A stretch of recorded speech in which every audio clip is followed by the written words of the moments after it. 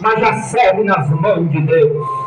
Talvez você não tenha o conhecimento na sociedade, mas você já serve nas mãos de Jesus. Aleluia! Ei, não foi você que escolheu a Jesus. Talvez você está dizendo, não, eu escolhi para a igreja, eu escolhi estar naquele lugar. Foi eu que fui com as minhas próprias pernas. Mas a Bíblia diz que nenhum poder não é nos dado, se do alto não nos foi concedido. Se temos alguma coisa, se você e eu somos alguma coisa, é porque veio de Jesus. Quanto salário nesta noite, porque Deus deu foi Jesus Cristo.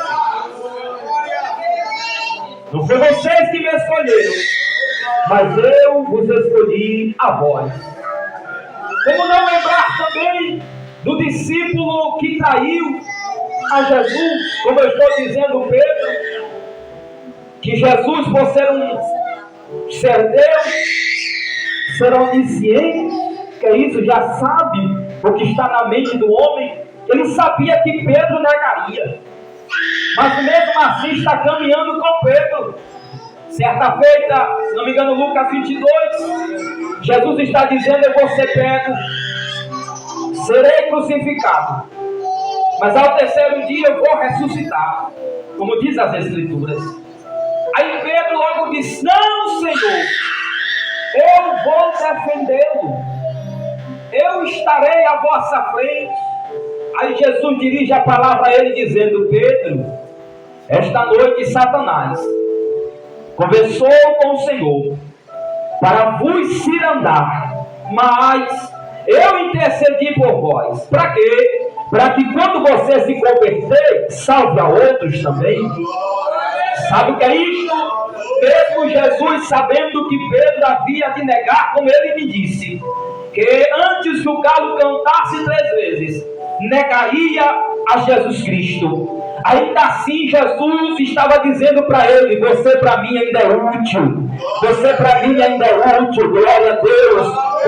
Quantos de nós quando pecamos achamos que Jesus nos abandonou? Quantos de nós imaginamos que porque fizemos tal coisa Jesus Cristo não está nem aí para nós? Mas é Jesus falando para alguém aqui nesta oportunidade, você está nas minhas mãos e você é um projeto de Deus sobre esta terra. Saiba que Jesus, mesmo sendo onisciente, que é isso, já sabia o que ia acontecer. Ele acreditou em Pedro, alguém que seria um instrumento nas vossas mãos. E a Bíblia diz que após Jesus ressuscitar, 3 dias depois, ele ressuscita após morte, passa 40 dias aparecendo aos discípulos, as irmãs Maria, aparecendo também alguns discípulos no caminho de Emaús, aparecendo a mais ou menos 500 pessoas que viram a sua ascensão ao céu. Jesus está na praia, enquanto isso está Pedro e João pescando. Jesus está na praia esperando eles chegarem. A Bíblia descreve que quando Pedro se aproxima da praia, Jesus Cristo faz por 3 vezes a mesma pergunta, Pedro, tu me amas? E Pedro diz, eu te amo, meu Senhor. Pedro, tu me amas? E novamente ele diz, eu te amo. Pedro, tu me amas? A ficha de Pedro cai de Senhor, tu sabes que eu te amo. E a resposta de Jesus foi então, apacenta as minhas ovelhas. Está um segredo, porque Jesus pergunta 3 vezes, porque 3 vezes Pedro negou a Jesus, mas também 3 vezes ele confirma, eu estou contigo, Jesus, e não abro. Louvado seja Deus. Quantos de nós pecamos e Jesus Cristo sempre insistiu? Oh glória! Quantos de nós falhamos e Jesus Cristo sempre insistindo? É Ele dizendo, você está nas minhas mãos e eu não solto. Aconteça o que acontecer, você é minha filha, você é meu filho, eu tenho um projeto sobre a sua vida. Tiago, a escolha de Jesus em Pedro, o que é que ocasionou?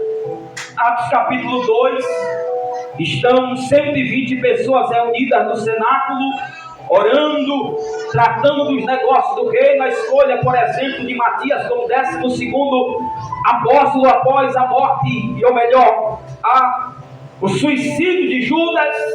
Eles estão em obediência porque estava em Jerusalém até que o alto fosse revestido de poder.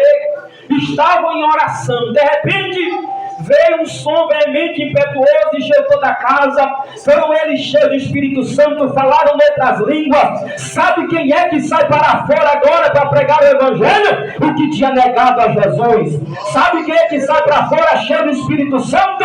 Agora é Pedro. Olha, irmãos, olha, noiva do Cordeiro. Você não imagina o projeto de Deus sobre a sua vida. Se você pensar no agora, você não consegue enxergar o que Deus tem para mim e para você lá na frente, como teve com Pedro. Pedro sai, e na primeira mensagem que Pedro prega, a Bíblia diz que 3.000 almas aceitam Jesus.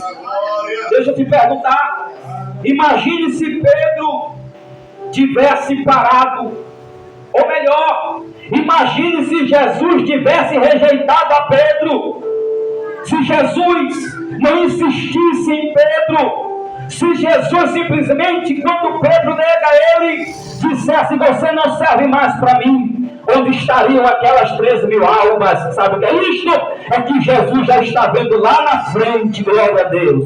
Jesus já está contemplando não quem é você agora, Jesus já está vendo quem é você lá na frente, o instrumento nas mãos dele. Deixa eu lhe revelar uma coisa: talvez você não entenda a luta que você passa, a tribulação que vem sobre a sua casa e a sua família. Algumas vezes até mesmo que você pensa que não vai resistir, até pensa talvez tirar a própria vida ou acabar com a sua chamada, como nós falamos, chutar o pau da barraca e nunca mais aparecer na igreja. Mas é Jesus dizendo: é que você não está vendo ainda o projeto completo, porque ainda está no começo. Não foi você que escolheu a Jesus, foi Jesus que lhe escolheu. Pessoa imperfeita, pessoa que sem determinadas qualidades, mas foram esses que Jesus separou para desenvolver e viver para ele. Deixa eu dizer mais um exemplo de um homem que me surge à memória, um homem por nome de Gideão, Juízes capítulo 6. Este homem, a Bíblia diz, versículo 11, que ele está malhando trigo no lagar, porque os medianitas sempre vinham na época da colheita, pegavam, saqueavam suas casas, queimavam porventura a lavoura, matavam os animais, simplesmente, alguns por conquista e outros por perversidade. Deus permitiu, por causa do pecado do povo, que esse mal viesse sobre ele.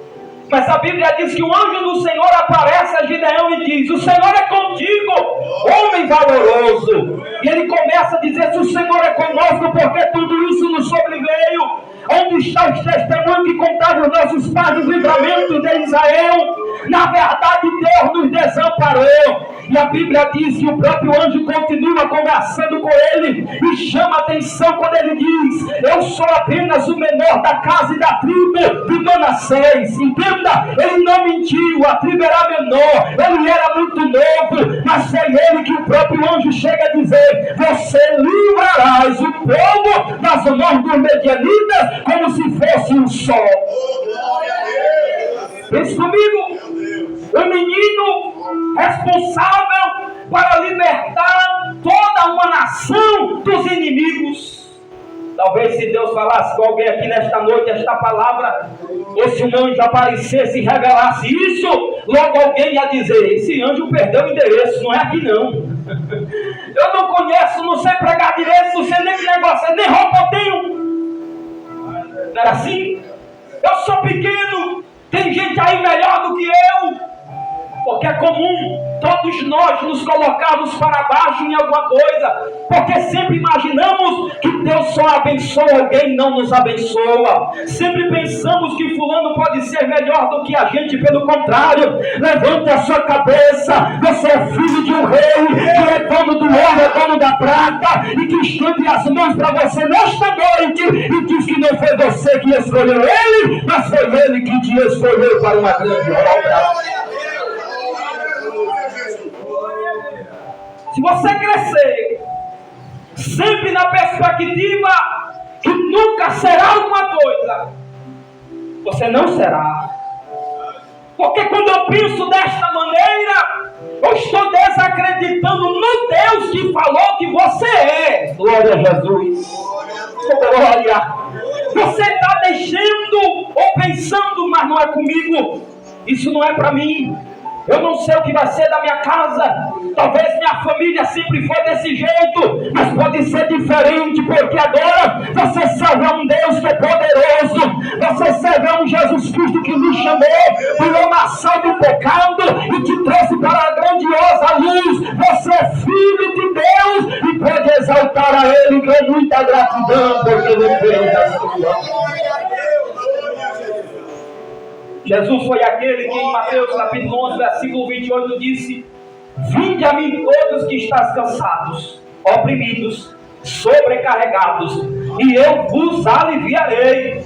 Aprendam de mim que sou manso e humilde de coração, e eu darei descanso para as vossas almas. Paulo, ou melhor Pedro, no capítulo 4, versículo 12 de Atos, ele disse: porque nenhum nome é dado no céu e na terra pelo qual o homem possa ser salvo, a saber, somente no nome de Jesus. Segundo Timóteo 2:3, o texto sagrado diz: porque isto é bom e agradável ao Senhor, que quer que todos os homens alcancem a salvação e cheguem ao pleno conhecimento da verdade. Em João 14:6 ele diz: eu sou o caminho, a verdade e a vida, ninguém vem ao Pai se não for por mim. O que é que Jesus está dizendo nesses versículos? Para aqueles que vêm até mim, tem coisa nova, tem transformação, tem mudança, tem coisa de Deus vindo para aqueles que se aproximam dele. E na noite desse dia o Senhor está lhe chamando e dizendo: se aproxime do altar, se aproxime de Deus, deixa Ele trabalhar na sua vida e tire esse complexo talvez de inferioridade. Levante a sua cabeça e usufrua do que Deus tem para todos que são chamados de filho de Deus. Os discípulos chegaram certa feita para Jesus, 70 discípulos. Em Lucas 10:19, chegaram até Jesus e disseram: Senhor, em teu nome até os demônios nos submetem. Curas aconteceram enquanto nós pregávamos.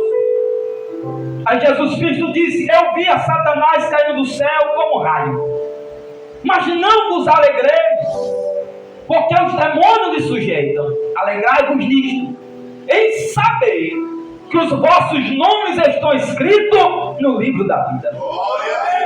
Alguns de nós ficamos alegres porque recebemos alguma coisa material. Isso é bom celebrar, ainda que seja e apareça pequeno. Eu lembro quando tomava conta lá em São José de uma congregação, e tinha uma senhora, uma jovem senhora, que ela queria muito ter uma bicicleta, aquela Monarch.